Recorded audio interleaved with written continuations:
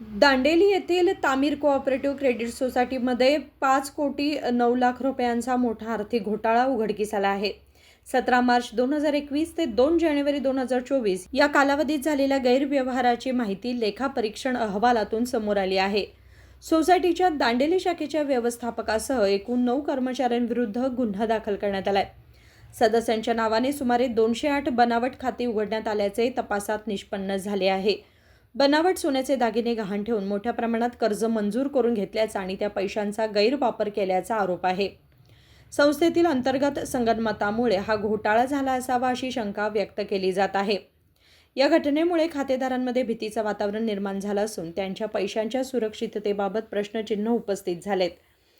झालेल्या नुकसानीची भरपाई संस्था स्वतः करणार असून सदस्यांना कोणतीही हानी होणार नाही असे आश्वासन देण्यात आले आहे. ಸರ್, ಈಗ ತಾಮೀರ್ ಕೋಆಪರೇಟಿವ್ ಬ್ಯಾಂಕ್ ದಾಂಡೇಲಿಯಲ್ಲಿ ಸುಮಾರು 5,09,00,000 ಅಷ್ಟು 9 ಲಕ್ಷ ಓಕೆ ಸರಿ 5,09,00,000 ಅದು ಫೇಕ್ ಗೋಲ್ಡ್ ಲೋನ್ ಅಂತ ಒಂದು ಹಗರಣ ಆಗಿದೆ.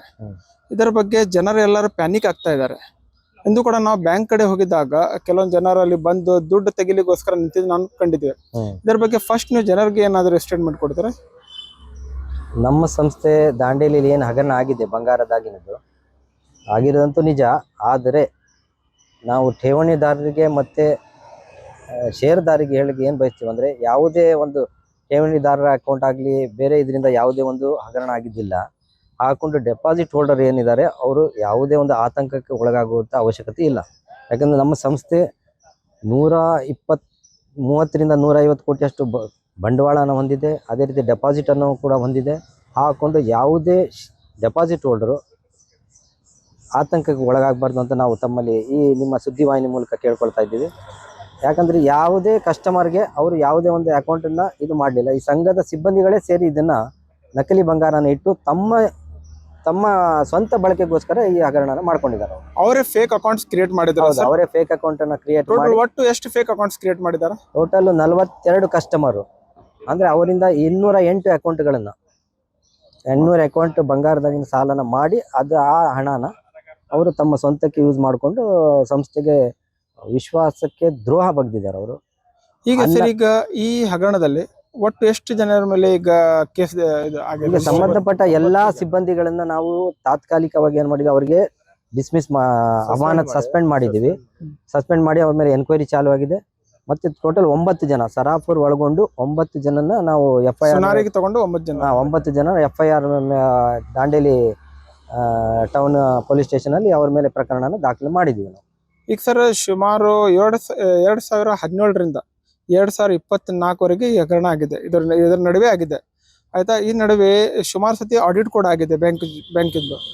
ಆದ್ರೆ ಈ ಆಡಿಟ್ ಅಲ್ಲಿ ಇಂಥದ್ದು ಏನು ಕಂಡು ಬಂದಿಲ್ಲ ಸರ್? ಇಲ್ಲ, ನಮಗೆ ಆಡಿಟ್ ಇದು 2023-24ನೇ ಆಡಿಟ್ ವರದಿಯಲ್ಲಿ ಗೊತ್ತಾಗಿದ್ದು ಇಷ್ಟು ಅಕೌಂಟನ್ನು ಇದು ಮಾಡಿದ್ದಾರೆ ಅನ್ಕೊಂಡು ನಮಗೆ. ಮತ್ತೆ ಆಡಿಟ್ ರಿಪೋರ್ಟ್ ಬರ್ಲಿಕ್ಕೂ ಕೂಡ, ಯಾಕಂದ್ರೆ ಟೋಟಲಿ ಅದನ್ನ ತನಿಖೆ ಮಾಡಿದ್ರು ಅವರು. ಎನ್ಕ್ವೈರಿ ಮಾಡಿದ ನಂತರ ನಮಗೆ ಹೋದ ವರ್ಷ ಅದು ಆಡಿಟ್ ರಿಪೋರ್ಟ್ ಅನ್ನ ಕೊಟ್ಟರು. ಆ ಆಡಿಟ್ ರಿಪೋರ್ಟ್ ಅಲ್ಲಿ ಎಲ್ಲ ಈ ಹಗರಣ ಆಗಿದ್ದು ಬೆಳಕಿಗೆ ಬಂದಿದೆ. ಈಗ ಹೋದ ವರ್ಷದಿಂದ ಈ ವರ್ಷವರೆಗೆ ಇವತ್ತು FIR ಆಗಿದೆ ಸರ್. ಯಾಕೆ ಸ್ವಲ್ಪ ಡಿಲೇ ಆಗಿದೆ FIR ಆಗ್ಲಿಕ್ಕೆ? ಡಿಲೇ ಆಗಿದೆ ಅಂದ್ರೆ ನಮ್ದು ಹೋದ ವರ್ಷ 2025 ಫೆಬ್ರವರಿಲಿ ನಮ್ಮ ಸಂಸ್ಥೆ ಚುನಾವಣೆ ಆಯಿತು. ನಮ್ಮ ಆಡಳಿತ ಮಂಡಳಿ ಕೂಡ ಇರಲಿಲ್ಲ.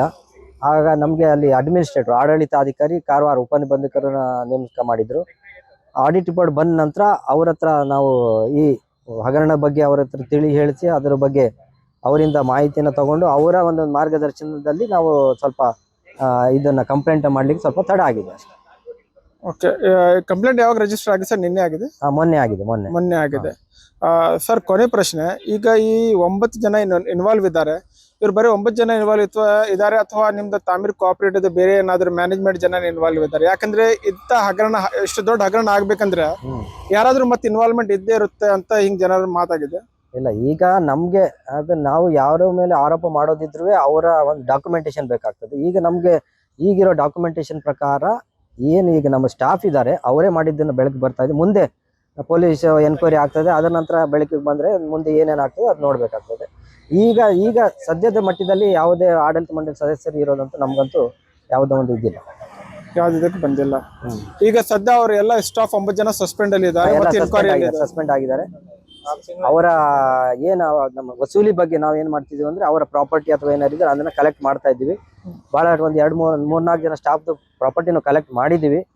ಅದು ಡಿಪಾರ್ಟ್ಮೆಂಟ್ ಥ್ರೂ ಅಥವಾ ಪೊಲೀಸ್ ಇದರಿಂದ ಅದನ್ನ ಅವ್ರ ಪ್ರಾಪರ್ಟಿಗೆ ನಾವು ಜಪ್ತ್ ಮಾಡಿ ಸಂಘಕ್ಕೆ ಬರ್ತಕ್ಕಂಥ ಎಲ್ಲ ದುಡ್ಡನ್ನು ವಸೂಲಿ ಮಾಡ್ತೀವಿ ಅಂತ ನಾವು ಎಲ್ಲ ಜನಗಳಿಗೆ ಭರವಸೆ ಕೊಡ್ತೀವಿ. ಈ ಬಗ್ಗೆ ಯಾವುದೇ ಡೆಪಾಸಿಟ್ ಹೋಲ್ಡರ್ ಸ್ಪೆಷಲಿ ದಾಂಡೇಲಿಯ ಎಲ್ಲ ನಾಗರಿಕರಲ್ಲಿ ಮತ್ತು ಡೆಪಾಸಿಟ್ ನಾವು ಕಳಕಳಿಯಿಂದ ಕೇಳ್ಕೊಳ್ಳೋದೇನೆಂದರೆ, ನಿಮ್ಮ ಬ್ಯಾಂಕಿನಲ್ಲಿ ಇಟ್ಟಿರುವಂಥ ಠೇವಣಿಗೆ ಯಾವುದೇ ಒಂದು ಧೋಖಾ ಆಗಿಲ್ಲ. ಅದು ನಿಮ್ಮ ಸಂಸ್ಥೆ ದುಡ್ಡು ನಿಮಗೆ ಯಾವಾಗ ಬೇಕಾದ್ರೂ ನಾವು ಸಿಗುತ್ತೆ. ಮತ್ತು ಆ ಬಗ್ಗೆ ಯಾವುದೇ ಆತಂಕ ಪಡೋ ಅವಶ್ಯಕತೆ ಇಲ್ಲ. ಸುಳ್ಳು ಸುದ್ದಿ ಏನಾದ್ರು ಹಬ್ಸಿದ್ರೆ ದಯವಿಟ್ಟು ನೀವು ಅದಕ್ಕೆ ಕಿವಿಗೊಡದೆ ಇಷ್ಟು ದಿನ ಏನು ಸಹಕಾರ ಕೊಟ್ಟಿದ್ದೀರಿ ದಾಂಡೇಲಿಯ ಡೆಪಾಸಿಟ್ ಹೋಲ್ಡರ್ ಆಗಿ ಷೇರ್ದಾರರು, ಇದೇ ರೀತಿ ಮುಂದೆನೂ ಕೂಡ ಸಹಕಾರ ಕೊಡಬೇಕು ಅಂತ ತಮ್ಮಂತ ಈ ಸುದ್ದಿ ವಾಹಿನಿ ಮೂಲಕ ನಾವು ನಿಮ್ಮ ಹತ್ರ ಕೇಳ್ಕೊಳ್ತಾ ಇದ್ದೀವಿ. ಸರ್ ತಮ್ಮ ಹೆಸರು? ನನ್ನ ಹೆಸರು ಮೊಹಮ್ಮದ್ ಅಜೀಮ್ ಆರ್ ಶೇಖ್ ಅಂತ. ನಾನು जनरल मॅनेजर ऑफ तामीर कोऑपरेटिव्ह सोसायटी. ಮತ್ತೆ ನಮ್ಮ ಸಿಬ್ಬಂದಿಯವರು. तक्रार दाखल झाल्यानंतर दांडेली पोलिसांनी प्रकरणाचा पुढील तपास सुरू केला आहे. या तपासातून आणखी आरोपी आणि तपशील समोर येण्याची शक्यता आहे. निखिल असुकर, KMM मराठी, रामनगर.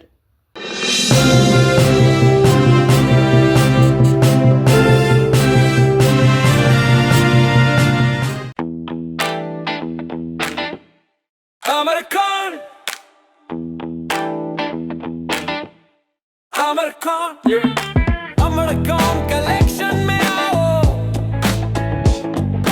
नई वैरायटी यहाँ पाओ, सबके लिए कपड़े हैं खास, अमरकॉन में खुशियाँ हैं पास, अमरकॉन। अमरकॉन कलेक्शन, खड़े बाजार, बेलगाम.